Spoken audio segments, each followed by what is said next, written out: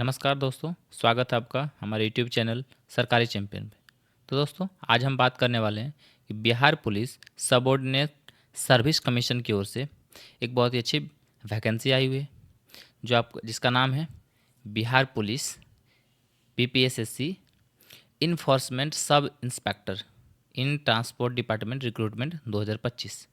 ये आपकी वैकेंसी है, जिसकी जो क्या पद रहने वाली है और इसमें इसका आवेदन कब से स्टार्ट हो रहा है, कब उसकी अंतिम तिथि है, क्या फ़ी लग रहा है, इसमें क्या चयन प्रक्रिया है। तो ये सारी डिटेल हम आपके साथ शेयर करेंगे। तो आप इस वीडियो में हमारे साथ अंत तक बने रहें। अगर आप इस चैनल पर फर्स्ट टाइम विज़िट कर रहे हैं तो आप हमारे चैनल को सब्सक्राइब कर लें, ताकि सरकारी नौकरी से जुड़ी कोई भी जानकारी आप तक पहले पहुँचे। तो चलिए हम आपको ले चलते हैं वो नोटिफिकेशन पे। जैसा कि आप यहाँ पे देख पा रहे हैं, बिहार पुलिस अवर सेवा आयोग की तरफ से ये भर्ती है, जिसका जो ऑफिशियल वेबसाइट है आप यहाँ पे देख पा रहे हैं। तो ये जो वैकेंसी है आपका, ये परिवहन विभाग बिहार सरकार में प्रवर्तन अवर निरीक्षक के रिक्त पदों पर प्रतियोगिता परीक्षा के आधार पर सीधी नियुक्ति हेतु विज्ञापन है ये, जिसमें इसका आवेदन प्राप्त की जो अंतिम तिथि है वो 30/6/2025 तक है। और इसका जो आवेदन स्टार्ट करने का जो तिथि है वो 30/5/2025 से स्टार्ट हो चुकी है। तो चलिए आगे हम बात करते हैं आपसे। ये जो आपका ये पद है प्रवर्तक अवर निरीक्षक का, जिसमें आपका जो वेतनमान है वो पे लेवल 6 रहने वाला है। और इसमें जो टोटल पद है वो 33 पद है इसमें टोटल। तो इन पदों पर नियुक्ति हेतु प्रतियोगिता परीक्षा आयोजित की जाएगी। इसके लिए विज्ञापन संख्या 3/2025 यहाँ जारी किया जा रहा है। और ऑनलाइन आवेदन पत्र भरने की जो प्रक्रिया है वो 30/5/2025 से प्रारंभ होगी। चलिए आगे हम बात करते हैं। तो उक्त पदों पर चयन के लिए जो बिहार पुलिस सेवा अवर सेवा आयोग द्वारा अभ्यर्थियों से ऑनलाइन आवेदन पत्र प्राप्त किए जाएंगे। एक अभ्यर्थी के द्वारा मात्र एक ही ऑनलाइन आवेदन पत्र यहाँ पे भरा जा सकता है।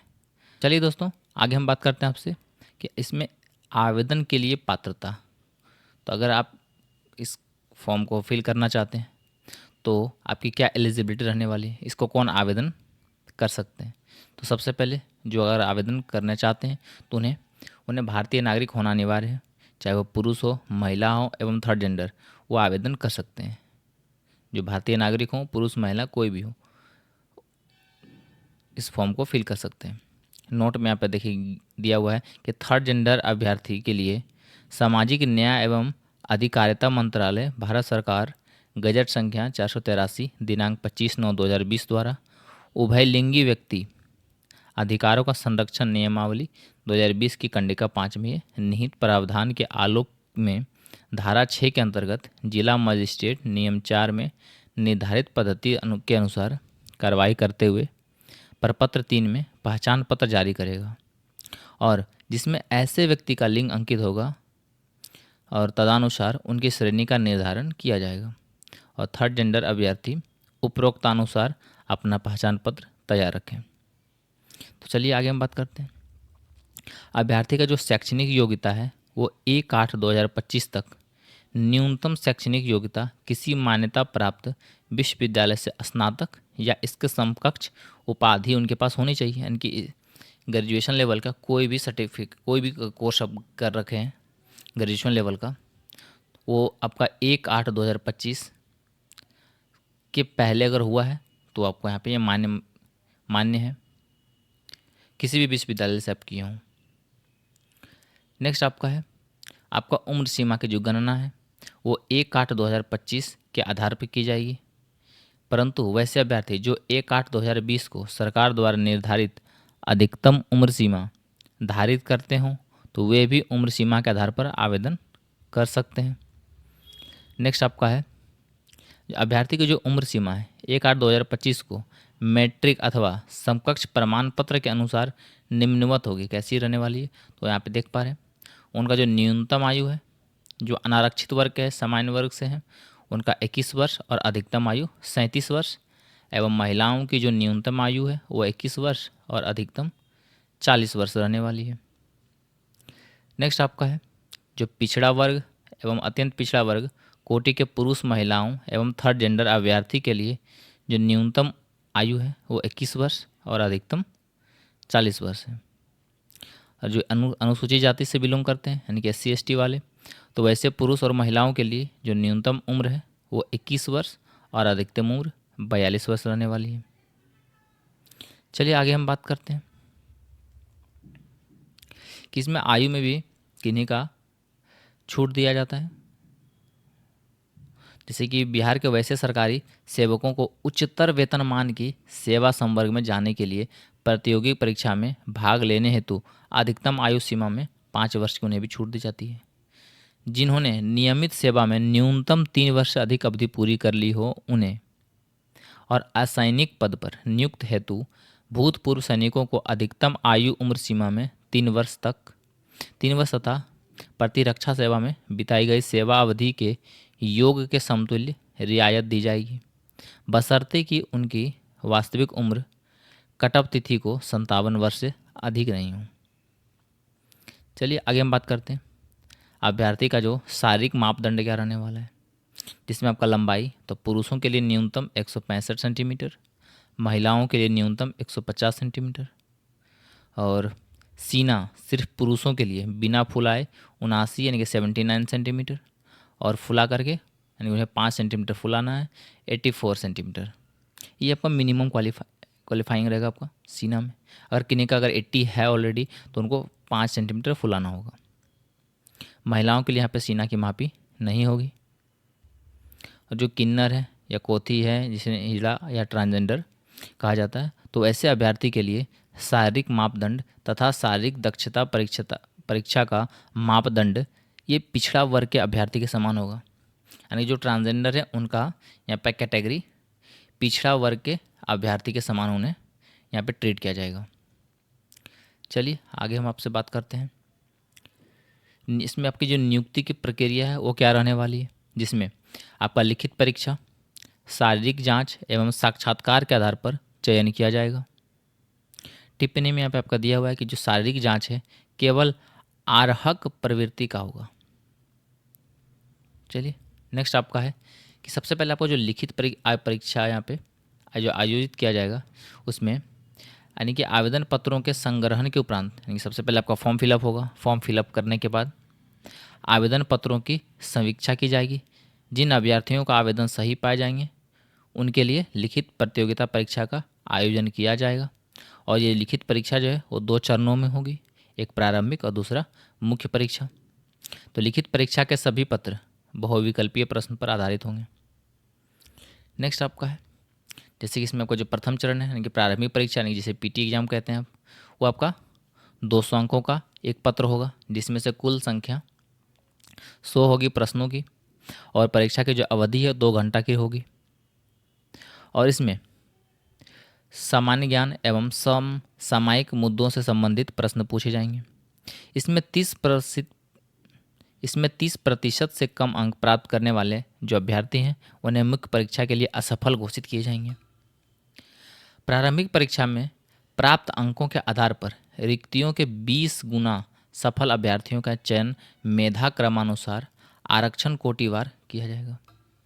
मुख्य लिखित परीक्षा हेतु अर्हता प्राप्त अभ्यर्थियों की जो पर्याप्त संख्या में अनुपलब्धता की दशा में उक्त अनुपात उपयुक्त रूप से कम किया जाएगा। नेक्स्ट आपका है द्वितीय चरण, जिसमें से आप यहाँ पर देख पा रहे हैं आपका मुख्य परीक्षा है। इसमें आपको जो प्रारंभिक परीक्षा में जो अभ्यर्थी सफल घोषित किए जाएंगे उन्हें यहाँ पे सम्मिलित होने का अवसर प्रदान किया जाएगा। और यहाँ पे आपका जो मुख्य परीक्षा होने वाला है इसमें आपके 2 पेपर होंगे। तो पहला पेपर यहाँ पे आपका 200 अंक का सामान्य हिंदी 2 घंटे का होगा, जिसमें से 200 प्रश्न आपसे पूछे जाएंगे। और इसमें न्यूनतम 30% अंक आपको यहाँ पे प्राप्त करने अनिवार्य होंगे, अन्यथा आपको अयोग्य घोषित कर दिया जाएगा। और आपका जो ये सामान्य हिंदी का जो पत्र का जो प्राप्तांक है वो मेधा निर्धारण में नहीं जोड़ा जाता है। ये सिर्फ एक क्वालिफाइंग नेचर का आपका एग्जाम होता है, ये पेपर फर्स्ट। नेक्स्ट आपका है द्वितीय पत्र जो है वो सामान्य अध्ययन, सामान्य विज्ञान, नागरिक शास्त्र, भारतीय इतिहास, भारतीय भूगोल, गणित एवं मानसिक योग्यता जांच से संबंधित होगा। द्वितीय पत्र का जो पूर्णांक है वो भी आपका 200 होगा, जिसमें से कुल प्रश्नों की संख्या 100 होगी एवं परीक्षा की जो अवधि है वो 2 घंटा की होगी। तो चलिए आगे हम बात करते हैं आपसे। ये दोनों चरणों की जो परीक्षा में प्रत्येक गलत उत्तर के लिए 0.2 अंक काटा जाएगा। उत्तर पुस्तिका 2 प्रतियों में होगी, जिसकी एक प्रति आयोग के पास सुरक्षित रखी जाएगी। नेक्स्ट आपका है कि आपका इसमें जो मुख्य लिखित परीक्षा के आधार पर रिक्तियों के 6 गुना अभ्यर्थियों का यहाँ पे चयन कोटिवार मेधानुसार शारीरिक जांच परीक्षा के लिए किया जाएगा। यानी कि जो कैंडिडेट मुख्य परीक्षा में बैठेंगे तो वहाँ पे टोटल जो भी रिक्तियाँ उसके 6 गुना अभ्यर्थियों का यहाँ पे चयन किया जाएगा। किसके लिए? तो शारीरिक जांच के लिए। तो अभ्यर्थियों को शारीरिक जांच परीक्षण में मात्र उत्तीर्ण होना आवश्यक है। यानी कि शारीरिक जांच परीक्षा हेतु अर्हता प्राप्त अभ्यर्थियों का जो पर्याप्त संख्या में अनुपलब्धता की जो दशा है उसमें उन्हें उक्त अनुपात उपयुक्त रूप से कम किया जा सकेगा। चलिए आगे हम बात करते हैं। आपकी जो शारीरिक जांच है ये मुख्य लिखित परीक्षा के आधार पर चयनित अभ्यर्थियों को शारीरिक जांच के लिए आमंत्रित किया जाएगा। और बिहार परिवहन प्रवर्तन शाखा संवर्ग नियमावली 2003 के नियम 15 के अनुसार शारीरिक जांच की जाएगी। और शारीरिक जांच का जो मापदंड है वह निम्नवत हो रहने वाला है कुछ इस तरह से, जैसे कि पुरुष के लिए 25 किलोमीटर पैदल चलने के लिए, इसके लिए समय सीमा दिया गया है 4 घंटा, और अधिक समय लेने पर अभ्यर्थी असफल घोषित हो जाएंगे यहाँ पे। और महिलाओं के लिए 14 किलोमीटर पैदल चलने के लिए समय 4 घंटे दिया जा रहा है, और अधिक समय लेने पर अभ्यर्थी असफल घोषित होंगे। नोट यहाँ पर है, यदि कोई उम्मीदवार शारीरिक जांच में असफल होता है तो उसे केवल लिखित परीक्षा में प्राप्त अंक के आधार पर नियुक्ति हेतु अनुशंसित नहीं किया जाएगा। इसलिए आपको यहाँ पे ये जो क्वालिफाइंग मार्क्स है, क्वालिफाइंग आपका जो ये पीएसटी टाइप का है, यानी कि आपको ये रनिंग क्वालिफाई करना पड़ेगा। उसके बाद आता है बारी आपका साक्षात्कार का, जिसमें लिखित में चयनित एवं शारीरिक जांच में अर्हक योग्यता प्राप्त अभ्यर्थी को साक्षात्कार के लिए आमंत्रित किया जाएगा, जिसमें उनके संपूर्ण व्यक्तित्व, विषयों के ज्ञान, सामान्य घटनाओं की जानकारी, रचनात्मक एवं सकारात्मक गुणों की परीक्षा और परिवहन विभाग में प्रवर्तन शाखा में कार्य करने की उनकी उपयुक्तता का मूल्यांकन किया जाएगा। और साक्षात्कार का जो यहाँ पे कुल अंक है वो 30 होगा। साक्षात्कार में प्राप्त अंक को लिखित परीक्षा के प्राप्तांक में जोड़ा जाएगा तथा दोनों के योग के आधार पर अंतिम मेधा सूची यहाँ पे तैयार की जाएगी। तो चलिए आगे हम बात करते हैं। आपकी जो मेधा सूची है एवं नियुक्ति का जो अनुशंसा है वो क्या रहने वाली है। तो उपरोक्त पदों पर नियुक्ति हेतु चयन के लिए अंतिम रूप से जो सफल अभ्यर्थी की जो मेधा सूची लिखित परीक्षा एवं साक्षात्कार में प्राप्त अंकों के आधार पर आरक्षण कोटिवार तैयार की जाएगी। इसमें भी देखिए कंडीशन है कि 2 या 2 से अधिक अभ्यर्थी का अगर अंक समान करने की दशा में मेधा सूची में उनका स्थान अवधारणा यानी कि उनकी जन्म तिथि के आधार पर किया जाएगा। अर्थात उम्र में वरीय अभ्यर्थी मेधा क्रम में ऊपर रहेंगे और समान अंक प्राप्त करने वाले एवं समान जन्म तिथि वाले 2 या 2 से अधिक अभ्यर्थियों की जो दशा में मेधा सूची में उनका स्थान निर्धारण किया जाएगा उनके शैक्षणिक योग्यता के आधार पर अवधारित किया जाएगा। अर्थात तुलनात्मक दृष्टि से अधिक शैक्षणिक योग्यताधारी अभ्यर्थी मेधा क्रम में ऊपर रहने वाले हैं। तो चलिए आगे हम बात करते हैं आपसे कि उपरोक्त के बावजूद शैक्षणिक योग्यता अगर समान होने की दशा में अभ्यर्थियों की जो वरीयता उनके 10वीं के प्रमाण पत्र में यथोलिखित नाम के जो अंग्रेजी वर्णमाला के जो लेटर्स हैं उसके अकॉर्डिंग यानी उसके अनुसार ये क्रम में कर दिया जाएगा। ABCD अल्फ़ाबेट, उनमें से जिनका नाम ऊपर आएगा अल्फ़ाबेट में, यानी कि किन्हीं का A है, B है, किसी का नाम C से, तो जो A वाले हैं मतलब जिनका सारा चीज़ मैच कर गया, सेम आ गया, डेट ऑफ बर्थ, उनका शैक्षणिक योग्यता, मार्क्स, तो उस कंडीशन में ये अल्फ़ाबेटिकल ऑर्डर में जिनका नाम ऊपर आएगा उन्हें यहाँ पे प्राथमिकता दी जाएगी। तो चलिए आगे आपका है कि मुख्य लिखित परीक्षा के आधार पर तैयार की जाने वाली ये जो मेधा सूची है हेतु अनुसूचित जाति, अनुसूचित जनजाति एवं महिला वर्ग के अभ्यर्थियों के लिए न्यूनतम आहारतांक 32%, पिछड़ा वर्ग के अभ्यर्थियों के लिए न्यूनतम आहारतांक 36% यानी 36.5%, और अत्यंत वर्ग के अभ्यर्थियों के लिए न्यूनतम आहारतांक 34% और सामान्य वर्ग के लिए ये 40% रहने वाला है। तो चलिए आगे हम बात करते हैं आपसे। इसमें जो रिक्तियां हैं आपकी वो टोटल 33 पदों की है, जिसमें एक कैटेगरी वाइज डिवाइड है। जो अनारक्षित कैंडिडेट हैं उनके लिए 19 पद है, और इसमें अनुसूचित जाति और अनुसूचित जनजाति के लिए एक भी पद नहीं है यहाँ पे। अत्यंत पिछड़ा वर्ग के लिए 2 पद हैं, पिछड़ा वर्ग के लिए 9 और पिछड़ा वर्ग की महिलाओं के लिए यहाँ पे एक भी पद नहीं है, और आर्थिक रूप से कमजोर वर्ग के लोगों के लिए यहाँ पे 3 पद हैं। यानी कि टोटल यहाँ पे 33 पद हैं, जिसमें से इन सारे कैटेगरी में जो टोटल पद हैं उसका 35% महिलाओं के लिए यहाँ पे आरक्षित है। और जहाँ जैसा कि आप यहाँ पे ये देख पा रहे हैं 1 2 3 4 ये नंबरिंग किया हुआ है, ये आपका जो कैटेगरी है, जो आप EWS में है, OBC में है, UR में है, उसका नंबरिंग है। ये आपको फॉर्म फिल करते टाइम आपको वहाँ पे ये नंबर सही डालना है। कोई अगर EWS है तो वो आप 7 नंबर डालेंगे, कोई अगर जनरल है तो वहाँ पे 1 फिल करेंगे कैटेगरी के साथ, नहीं तो फिर आपको ये आरक्षण में प्रॉब्लम हो सकती है।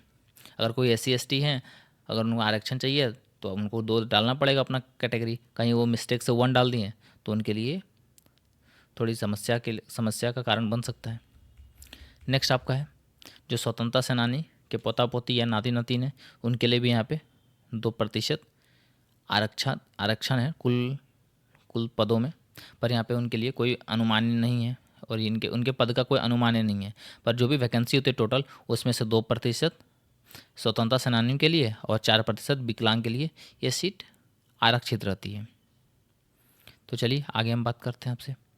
अगर आप इच्छुक हैं तो आप इस फॉर्म को समय रहते हुए यानी कि 30/6/2025 से पहले इस फॉर्म को फिल कर लेंगे। तो दोस्तों उम्मीद है आपको ये जानकारी पसंद आई होगी। दोस्तों अगर आपको ये वीडियो पसंद आई हो तो कृपया लाइक और सब्सक्राइब जरूर करें। साथ ही इस वीडियो को अपने दोस्तों के साथ शेयर करें ताकि अधिक से अधिक लोग इस जानकारी का लाभ उठा सकें। यदि आपके कोई प्रश्न है तो कमेंट बॉक्स में लिखें, हम जल्दी उत्तर देंगे। तो दोस्तों मिलते हैं हम अगले वीडियो में, तब तक के लिए ऑल द बेस्ट, धन्यवाद।